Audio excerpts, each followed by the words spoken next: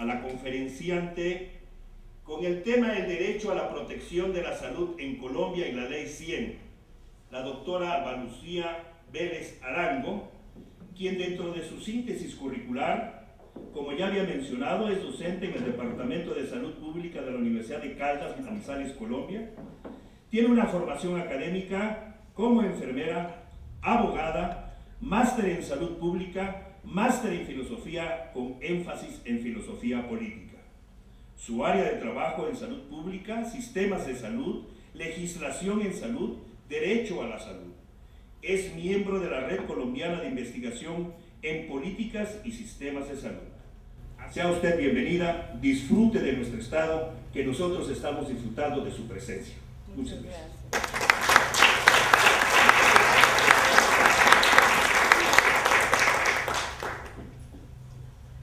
Bueno, para todos, buenas tardes. De verdad que para mí es muy honroso estar aquí con ustedes. Les voy a compartir yo no la llamaría una conferencia, sino unas inquietudes sobre la forma como actualmente en el país, en Colombia, se desarrolla la garantía de protección del derecho a la salud. Y en el marco de ese compartir les quiero exponer algunas ideas de lo que considero que debería ser un enfoque de una salud entendida como una meta social. Entonces voy a dividir esta presentación en tres aspectos. Primero les voy a contar, contextualizar.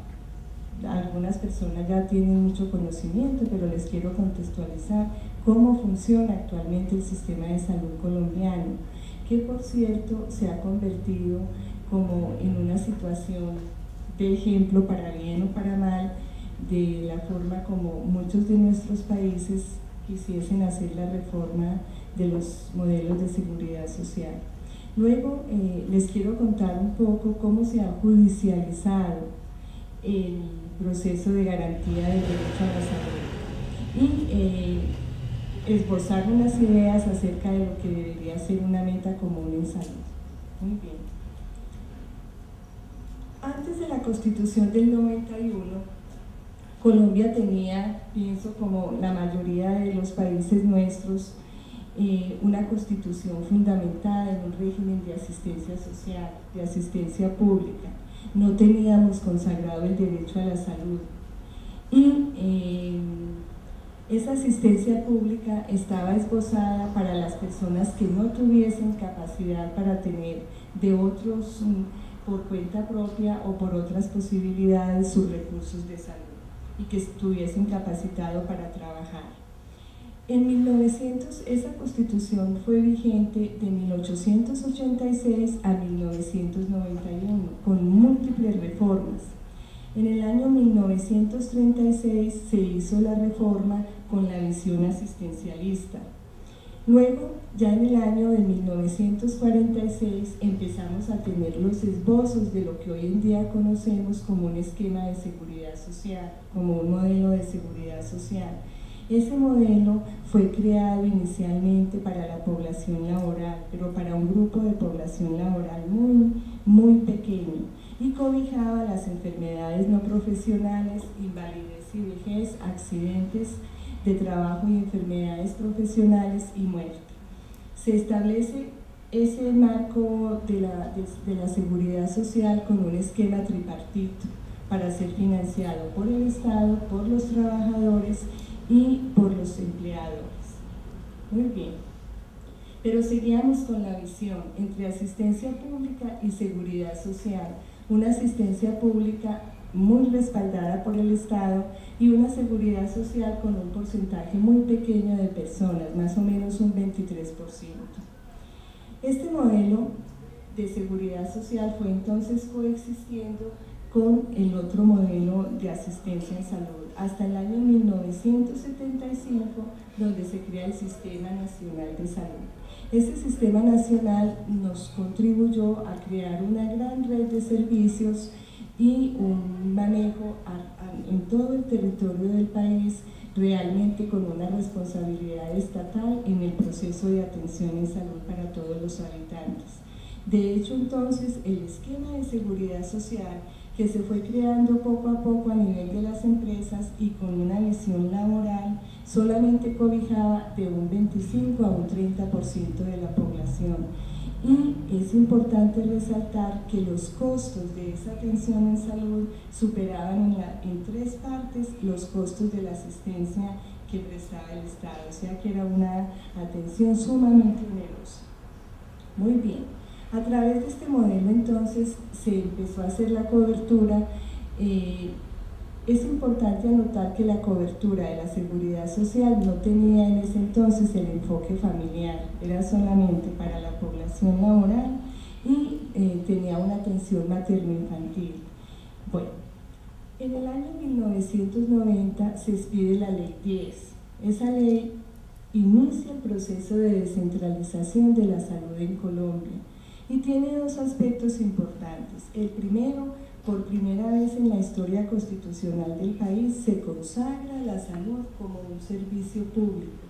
Eso nos ubica en un marco de responsabilidad estatal y nos da realmente pues un respaldo en ese sentido. Y el artículo 2 de la Ley 10 consagra la asistencia pública en salud como función del Estado. Esa Ley 10 realmente sienta un proceso interesante en el país de descentralización, pero tuvo una gran dificultad. Se distribuyeron las competencias, pero la ley, el legislador no dotó de herramientas presupuestales a los departamentos y a los municipios para que en efecto pudiesen asumir en una forma amplia las características de la prestación de los servicios de salud. En efecto, entonces, nos ubicamos ya en el año 1991. Todos sabemos que en Colombia hemos tenido unas situaciones de confrontamientos difíciles y para ese año se configura la Asamblea Nacional Constituyente, que tuvo de aspecto positivo que convocó gran cantidad de fuerzas. Esa constitución que se expide en ese año, su centro axiológico, su punto central estuvo en el tema de los derechos humanos. Bien, entonces esa vocación que tuvo la Constitución fue la de favorecer realmente un contexto político y asumió una Constitución y una Corte Constitucional con una posibilidad de revisión, que eso fue una cosa interesante desde el punto de vista de la protección del derecho a la salud y ya vamos a ver por qué. La Carta consagró los derechos en 3 tipos de derechos. En los derechos fundamentales, derechos económicos, sociales y culturales y los derechos colectivos o del ambiente. Aparentemente esto que no tuviese una mayor significación para el caso del derecho a la salud, pues vamos a ver que se constituyó en uno de los ejes centrales de las actuaciones de la Corte Constitucional, porque la gama de derechos en salud, los derechos a la seguridad social y el derecho a la salud fueron consagrados en el campo de los derechos económicos, sociales y culturales. Esa generación de derechos obedeció a una corriente que categoriza en los derechos de primera, de segunda y de tercera generación, siendo actualmente los de tercera generación los derechos colectivos y del ambiente. Como derecho económico, social y cultural, la Carta en un principio no le asignó al derecho a la salud una exigencia inmediata, una aplicación inmediata. Muchos de estos derechos en primer término son presupuestos procesales de un Estado realmente democrático y la Carta les dio un aspecto interesante y fue el hecho de que contasen con unos mecanismos expeditos de protección. Eso se ha llamado desde el punto de vista jurídico como un proceso de transición a lo que se denomina un neoconstitucionalismo, que está caracterizado por unas constituciones con una gran gama de derechos, pero a la vez con una posibilidad que se le da a los ciudadanos para que puedan hacer valer esos derechos, o sea, para que el ciudadano se ubique en el lenguaje del derecho y pueda hacer expedito su derecho. La Carta establece una figura que se llama la acción de tutela, que veíamos el miércoles, que es una figura similar a la que ustedes tienen, que se denomina el derecho de amparo. Esta acción de tutela dice en forma breve que las personas tendrán esa acción para reclamar ante los jueces en todo momento y lugar, mediante un procedimiento preferente y sumario, por sí misma o por quien actúe a su nombre, la protección inmediata de sus derechos constitucionales fundamentales. Los derechos fundamentales no estaban ni la salud ni la seguridad social, pero el artículo 94 de la misma Constitución preceptúa que toda la gama de derechos deben de ser interpretados en favor siempre de la preservación de su protección, y entonces aparecen los dos derechos, artículo 48 y 49.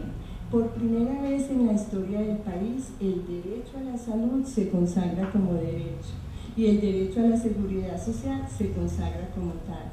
Habíamos tenido esa visión de asistencialista, de beneficencia, y aquí se consagran como derechos. Muy bien, pero esos derechos tienen la categoría, tal como fueron institucionalizados, de contenido prestacional y programático. En síntesis, la Carta Constitucional los consagra como derechos prestacionales propiamente dichos. Pero aparece otra figura que se llama el bloque de constitucionalidad, y es que, de acuerdo con el artículo 93 y 94 de la Constitución, todos los tratados que el país ratifica se incorporan a la legislación interna, y ya hemos visto cómo en el campo de la protección del derecho a la salud hay muchos tratados que están siempre dando una gran primacía a qué es el derecho a la salud, a cuáles son sus características de protección. Muy bien, entonces, si bien la Carta no tenía establecido el derecho a la salud en toda su connotación de derecho fundamental, tenía todas las bases para que su aplicación fuese en ese sentido. Muy bien, la acción de tutela entonces consagrada en la Carta hizo relativamente fácil al ciudadano acudir a las instancias judiciales cuando veía que no tenía otra respuesta en los sistemas de salud. ¿Qué pasó? Simultáneamente con la aplicación de estos dos artículos, entonces, en el año 1993 surge la Ley 100. ¿Sí? Esa Ley 100 desarrolla también el Sistema General de Seguridad Social. Ese sistema es un sistema que tiene la característica de que integra en una sola normativa la parte de pensiones, la parte de salud y la parte de riesgos profesionales. La Corte Constitucional ha sido muy enfática en explicar que es un asunto de técnica constitucional el hecho de reglamentar. La Constitución no dice cómo se debe reglamentar el sistema de atención de servicios de salud, que le compete al legislador hacer ese proceso.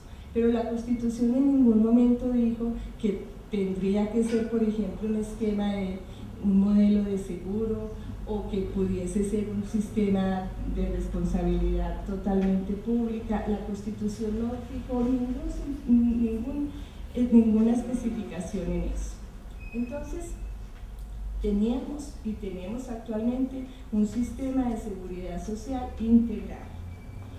Bueno, esa implementación de la Ley 100 nos ubicó en un contrato de seguro. Las personas, mediante una afiliación a un régimen contributivo o a un régimen subsidiado, reciben sus servicios de salud y tienen derecho a un paquete que traté de sintetizarlo actualmente en este tipo de circunstancias.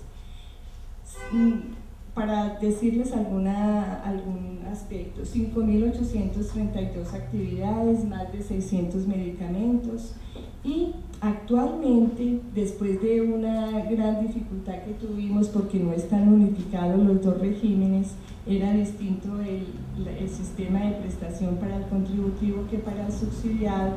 Actualmente el sistema para los niños está similar al del régimen contributivo. Eso se denomina el plan obligatorio de salud. Obviamente ese plan obligatorio de salud tiene un conjunto de exclusiones, ¿sí? Hay muchas cosas que satisfacen el porcentaje general de la población, pero quedan por fuera procedimientos, intervenciones y medicamentos que son requeridos por los pacientes y que supuestamente el plan obligatorio de salud no cubre. Bueno, y lo otro que es importante agregar es que la población contributiva y la población subsidiada es un porcentaje de más o menos un 83% de la población. Con el actual sistema hemos mejorado la cobertura de salud, pero todavía no podemos hablar de con qué calidad, ¿sí? Muy bien, esas personas que no tienen seguros se llaman población no asegurada y eventualmente reciben la atención en la medida que pueda ser prestada por los municipios y por los departamentos, pero es una población que en efecto no tiene nada. Bueno, la Constitución entonces lo que le otorga al legislador es una posibilidad reglamentaria, pero esa Constitución establece una serie de parámetros, una serie de valores en cuanto a lo que debería ser la garantía de protección del derecho a la salud. Entonces se nos crearon dos escenarios. El primer escenario, el constituido por el plan obligatorio de salud, y el segundo escenario, el constituido por todo ese valor axiológico de la Constitución. ¿Y qué se interpuso entonces entre esos dos escenarios? La acción de tutela, como protección de las personas que en un momento dado podían ver vulnerado el derecho a satisfacer sus requerimientos en salud. Muy bien, la Constitución entonces no utilizó explícitamente el término salud, pero la doctrina y la jurisprudencia han adoptado tal expresión para referirse a lo que la Constitución consagra como el derecho al acceso de los servicios de promoción, prevención, diagnóstico, tratamiento y rehabilitación. Es decir, a un conjunto de prestaciones asistenciales supuestamente en cabeza de todos los ciudadanos colombianos. Es bueno anotar que nosotros, de acuerdo con ese sistema, no tenemos un derecho de ciudadanía, sino que tenemos un derecho con cargo a un contrato de aseguramiento. Pero, ¿qué pasa? Que esto no debe entenderse, ese derecho a la protección de la salud, no debe entenderse de una manera restrictiva. ¿Sí? El plan obligatorio de salud nos ubica en una connotación restrictiva. ¿Qué pasa? Involucra mucho más que una obligación de hacer. El derecho a la salud es mucho más que eso, porque tiene implícitos muchas otras esferas de la vida. La integridad física, la psicológica, la mental. Involucra también reclamos de terceros. Entonces, no es la salud lo que se demanda, es su atención. Y son dos características muy especiales que las quiero compartir, que se llaman asistencia y cuidado. Cuando nosotros estamos hablando de una protección y de una garantía del derecho a la salud, estamos involucrando asistencia, cuidado, promoción, prevención, diagnóstico. La Corte entonces, desde el año 1992, le tocó asumir estas dos situaciones que yo les digo, ¿sí? Entonces, se creó en el país una verdadera justiciabilidad del derecho a la salud. ¿Qué es eso? Es cuando en efecto la aplicación de un derecho y su protección tienen mecanismos jurídicos para hacerse efectivo. Yo comentaba el miércoles que no tengo ninguna duda que el legislador del país, cuando institucionalizó la acción de tutela, jamás imaginó que el mayor uso de esa acción fuese a ser para la garantía de la protección del derecho.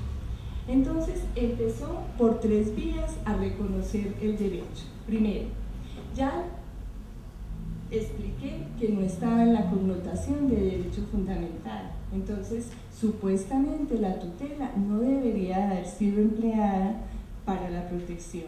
Pero entonces cuando empezó la gran avalancha de tutelas, la Corte, los jueces tenían que resolver el caso.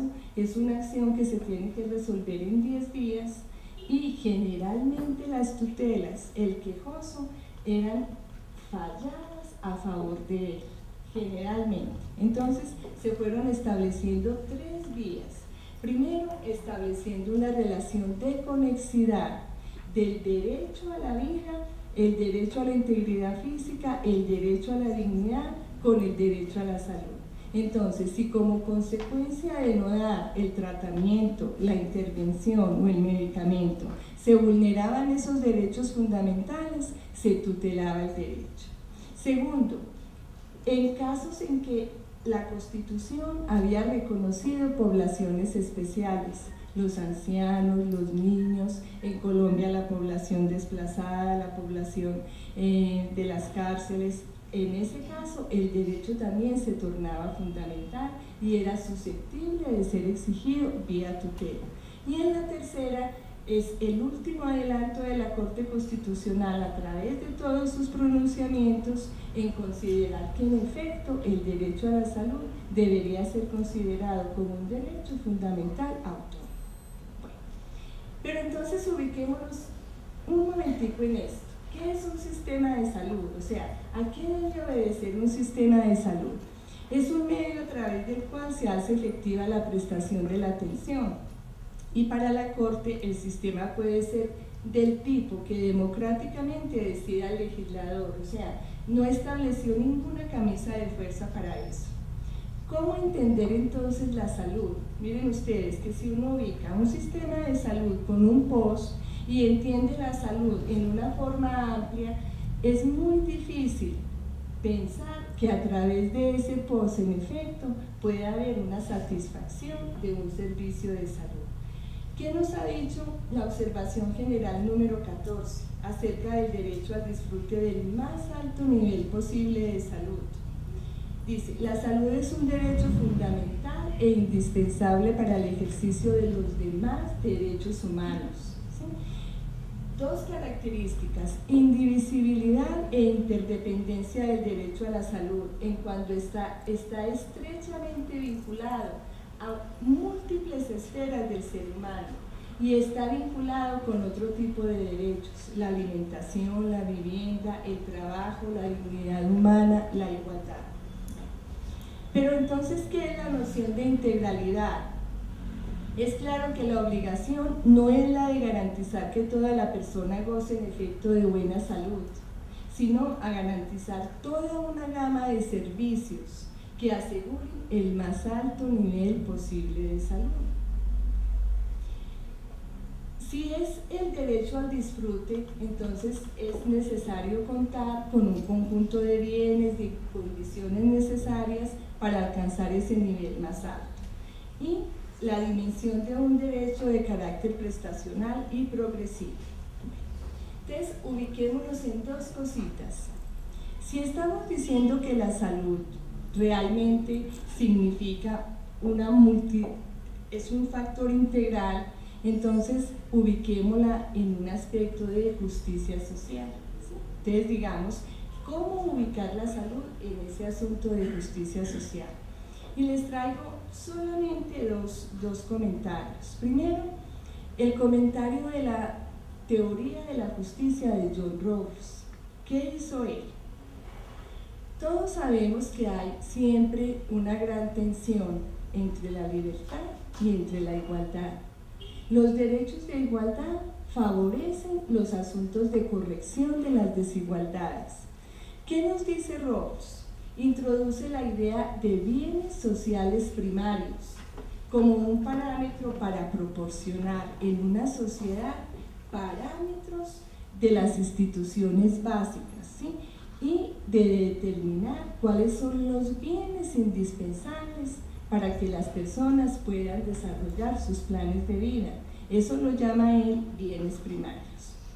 Para él entonces una concepción de justicia social ha de ser considerada como aquella que proporciona en primera instancia una pauta con la cual evaluar los aspectos distributivos de la sociedad. ¿Sí? Ese para mí fue un aporte muy importante de Rawls. Esa estructura debe distribuir ciertos bienes. ¿Sí? Rawls en su teoría no contempla la salud.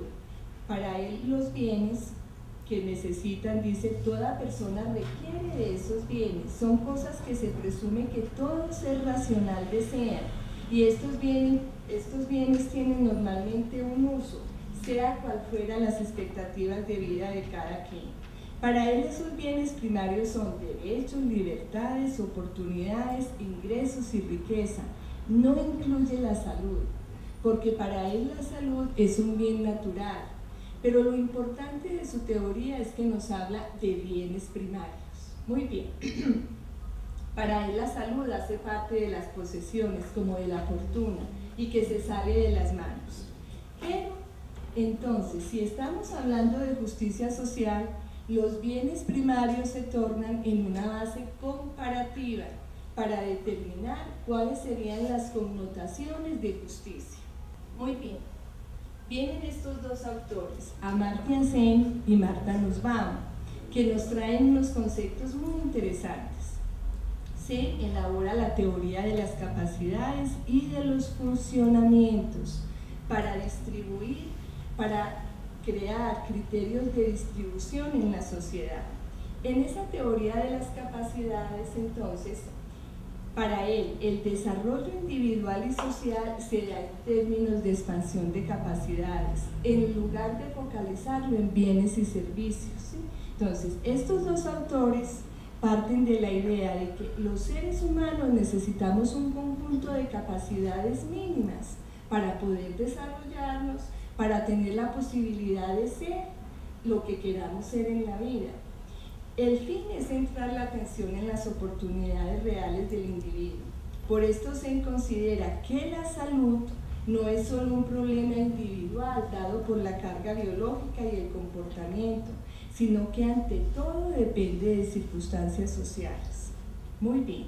Y bien esta autora, que si a ustedes les inquieta el tema, me parece que ha manejado excelente, se llama Martha Nussbaum. Tiene un libro que se llama Las fronteras de la justicia y otro que se llama Paisajes del pensamiento. A diferencia de Sen, Nussbaum propone una lista de capacidades. Para ella, el ser humano necesita ese conjunto de capacidades. Dice, la existencia de un conjunto de capacidades que deben ser garantizadas de un mínimo de condiciones de vida digna. Para ella, desatender alguna de esas capacidades es un parámetro de que esa sociedad no está jugando con criterios de justicia social. Y plantea 10 capacidades, pero las 3 primeras están íntimamente relacionadas con salud. La vida, miren qué interesante esto, poder vivir hasta el término de una vida humana de una duración normal. No morir de forma prematura o antes de que la propia vida se vea tan reducida que no merezca la pena vivirla. Aquí tenemos un camino para aspectos que tienen que ver con la libertad, por ejemplo, la eutanasia. Segundo, la salud física, poder mantener una buena salud, incluida la salud reproductiva. Y tercero, la integridad física. Estos 3 tiene una capacidad muy linda ella, incluso dice la de las emociones, y una de las capacidades que ella incluye es la de saber relacionarnos con los animales. ¿Sí? Esas 10 capacidades, la relaciona ella con estas 2 palabras que les acabo de comentar, la asistencia y el cuidado. Dice, asigna un lugar preeminente a la salud y a la necesidad de asistencia. Dice, los seres humanos nacen siendo bebés, crecen lentamente y necesitan mucha asistencia durante su crecimiento. Algunos requieren asistencia durante toda su vida. Yo les pregunto, ¿esa necesidad de asistencia y cuidado no hará una parte integral de una protección y de una garantía del derecho a la salud? Y nos habla de un mínimo holgado, ¿sí? Para ella, ese enfoque de capacidades y la sociedad le debe proporcionar una sociedad justa, le debe proporcionar a sus ciudadanos un concepto de mínimo holgado. El enfoque de capacidades debe entenderse en términos de medidas generales, que luego podrán ser especificadas por cada sociedad en el proceso de elaborar una versión de los derechos básicos que esté dispuesta a reconocer. Es que no nos ganamos nada con que en nuestras constituciones haya un gran listado, un gran decálogo de derechos fundamentales, pero ¿cuál es el compromiso como sociedad para que en efecto los garanticemos? Se plantea entonces un cambio esencial en el foco de la atención, de los medios de vida, de los bienes y servicios, al concepto de las capacidades. Bueno, y la necesidad de asistencia en momentos de dependencia aguda o asimétrica forma parte de las necesidades primarias de todo ser humano. Y esto constituye uno de los rasgos que definen una sociedad justa. Bueno, entonces, dos parámetros, libertad e igualdad. Todo el esquema neoliberal está fundamentado en la primacía de la libertad. Les recomiendo estos dos autores, se llaman Hayek y Nozick, que nos ubican en las tesis absolutamente del liberalismo salvaje, ¿sí? Para ellos, por ejemplo, la salud, la protección de la salud y los estados no tienen ninguna responsabilidad con la salud, porque tienen un enfoque de que la salud es problema de cada quien, ¿sí? Es decir, es un tipo, pero en contrario a esta libertad per se, esa libertad que solamente es la primacía de yo puedo hacer lo que quiera, está la otra, la característica de la igualdad. Es decir, un tipo de libertad contextualizada por las metas sociales. Entonces, libertad y metas sociales, un conjunto de metas sociales adoptadas solidariamente en vez de impuestas, sigue siendo el contexto para la formación de la voluntad, toda vez que nos restringimos a la búsqueda de metas que sean compatibles con ese conjunto de metas sociales. La libertad deriva su sentido de estas metas sociales. Este es un libro que se llama Bienes Públicos y Justicia Radical.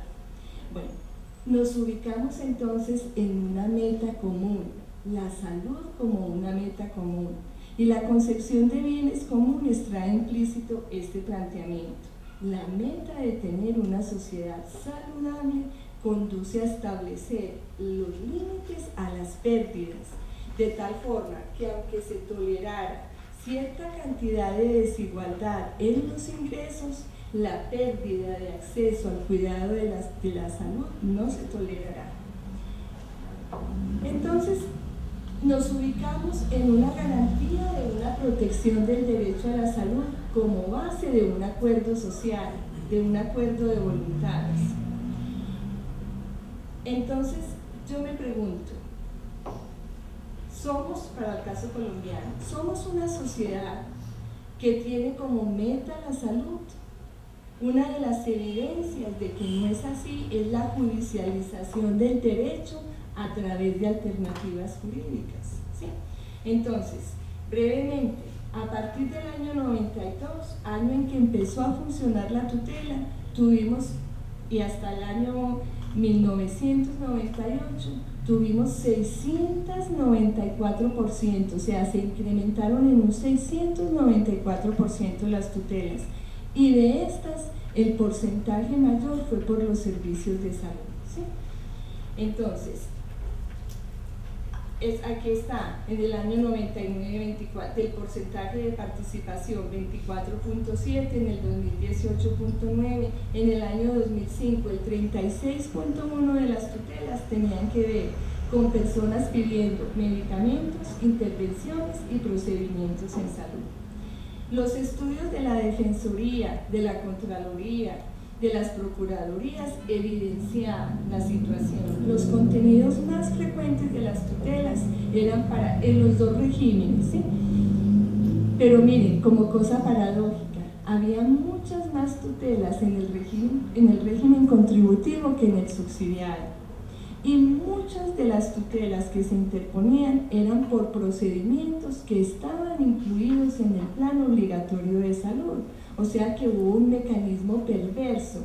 La tutela en sí no es perversa, pero sí es perversa como acceso a los servicios de salud. Entonces, ¿la tutela es un mecanismo de protección del derecho o era un proceso para acceder a la salud? ¿Sí? La pregunta. Era evidente que que era un proceso de acceso a los servicios de salud. Este estudio de la Procuraduría señalaba que la tutela era el único remedio, el remedio más efectivo para acceder a los servicios de salud ante las arbitrariedades que se estaban presentando. Y el 80% de las tutelas eran concedidas, pero sus efectos no son equitativos, porque cuando la tutela falla en favor de un ciudadano. Incluso al principio hubo casos aberrantes de pacientes que les autorizaban los tratamientos en los Estados Unidos, por ejemplo, trasplante de médula, mientras a un paciente le autorizaban ese tratamiento.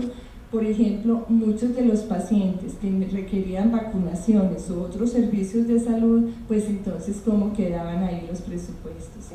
Entonces, eso hay que analizarlo. También el miércoles les comentaba el costo que tenían esas tutelas, el costo de poner en movimiento el aparato jurisdiccional, y yo decía, qué bueno que ese dinero hubiese pasado de una vez al sector salud, ¿sí? Para subsanar esas dificultades. Bueno, entonces la conclusión de todo esto, yo digo,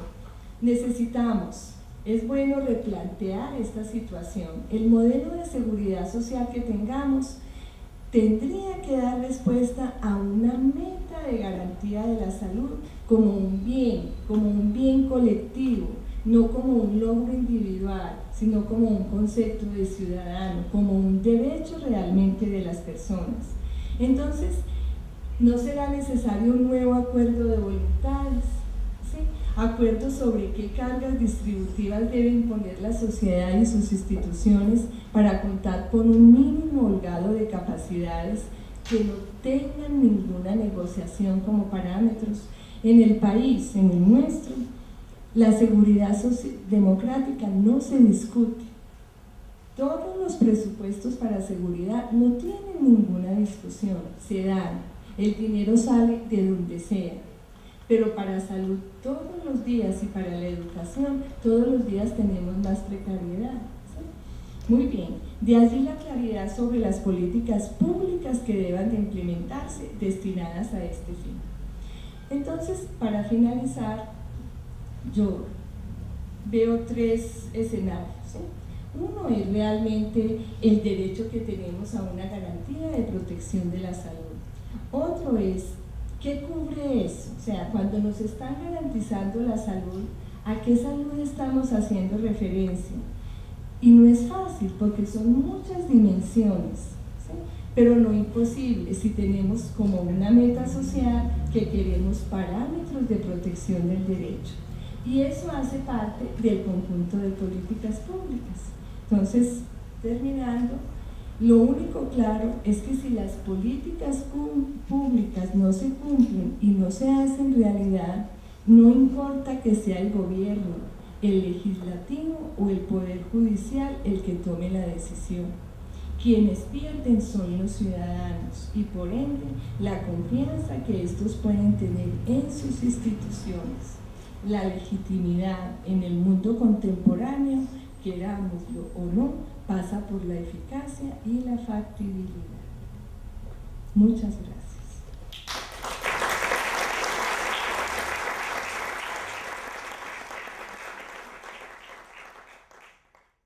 La Sociedad Veracruzana le otorga